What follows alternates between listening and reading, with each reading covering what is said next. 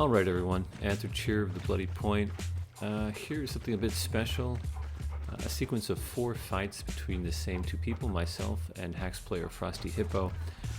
Dregs activity is a bit low since the release and wipe date announcement, so we're making our own little fun here.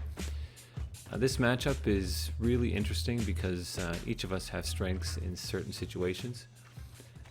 So I am trying to take advantage of my particular strengths, in this case, on this class, the Stormcaller being range, so I want to start as far away as possible from him. He is on a Radical, which does great fast damage, can spike pretty high as well, and has a little bit of CC.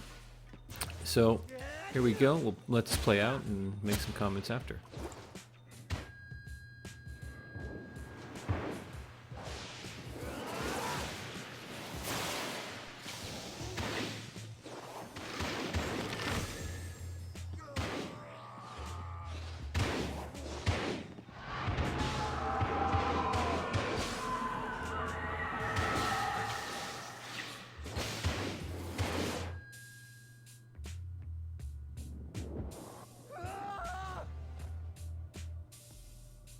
Well, that's a first. I think it was a first for both of us, the mutual death there. Really great fight. In watching these fights, I always see little things that I could have done differently, mistakes or reasons why things went the way they did. A good example of that here was when I tried to cast my ranged AoE stun. He, you can tell, was glowing, which means he had CCC immunity. If I'd waited just a little bit longer before doing that, he would have been stunned again, and I would have been able to pull out the win here. Either way, really good fight, a lot of fun. So we're going to, of course, have to do this again. I will skip to the next fight. I am looking for him. I don't know where he is. We're both coming back from death, so he could be ahead of me or could be behind me. So I'm going to keep rotating my camera here. Again, with this particular class matchup, I have to engage from range if at all possible. So I can see him off in the distance on the ridgeline. You can see there to the southwest. So I'm looking around, where can I best initiate this fight? I think maybe I can, if he hasn't seen me, I can jump him as he passes this rock. But I quickly realize he's probably seen me by now, and my best chance is to engage him from atop the rock. You can see he's a bit close. So I will let this one play out again.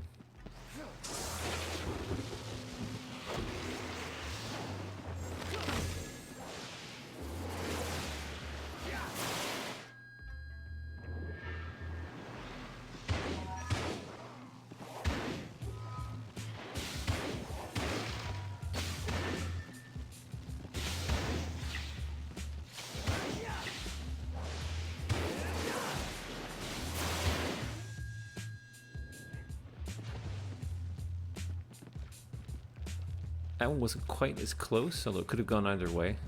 That blind is absolutely terrifying. Nothing like not being able to see and know where your enemy is, especially when they're doing that kind of damage. I definitely had the advantage here, not only due to my range, but also my elevated position.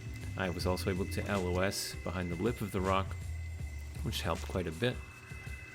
So maybe not a fair fight necessarily due to the position, but I mean that is part of the game, especially in 1v1s. Being able to LOS and pick positions is important. Frosty with the excellent Star Wars reference there. This, as I said, was a lot of fun. This was probably 2 a.m., 3 a.m. for me. A long night, a bit tired, making some bad decisions, as you'll see later in the second and third fights, but all in all, a lot of fun. So you can already see just with these 2 fights how different classes match up and what the strengths and weaknesses are, and that's a huge part not only of fighting in Crowfall, but when you build your characters. You can spec them out a certain way to be better in a particular element. In this case, for my class, I have added additional stun capability via one of the disciplines, the domains, and I have spec'd for distance, somewhat extreme range for this class. So those are 2 advantages that I have, and I have to play to those strengths in fights, especially against someone who can do this much damage. And if you miss an attack or make a mistake, then that's where the advantages don't help you and you can die. So here I'm trying to choose an engagement position that will provide me with some cover.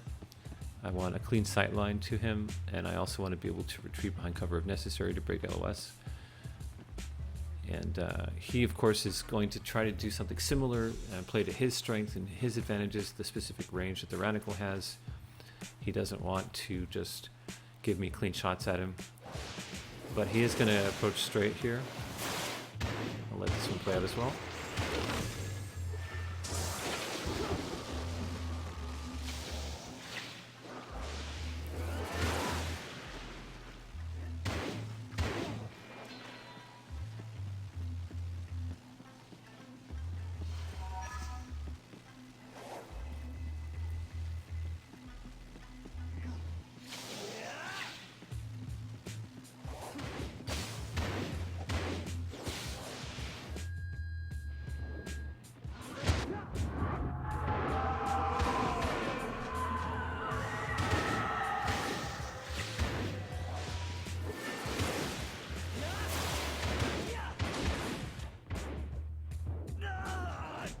Another good close fight. Great job by him. Couple mistakes on my part, and one, I don't want to call it a bug, but you could see previously where when he was bandaging, I heard him, I went to stun him with my AoE. The AoE radius should have been right on him, but he did not get stunned. That does happen with that power. That power is good, but it's very hard to aim and it doesn't always work correctly. I also missed him with one of my one of the attacks from the combo, which would have done a lot of damage. And at the end, I could have gone flush with the wall into my healing orb, broken LOS earlier and gotten a heal. I had a barrier up, I had a passive stun up.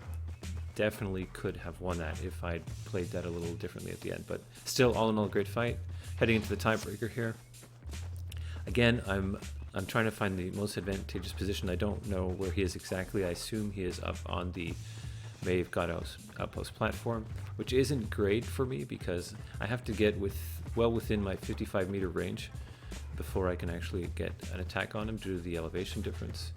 So I'm looking around, trying to find a better position. He has seen me and he's pushing the advantage here. He sees me in the open field, so there's no cover. It's a smart move on his part. And here we go with the fourth and final fight, the tiebreaker.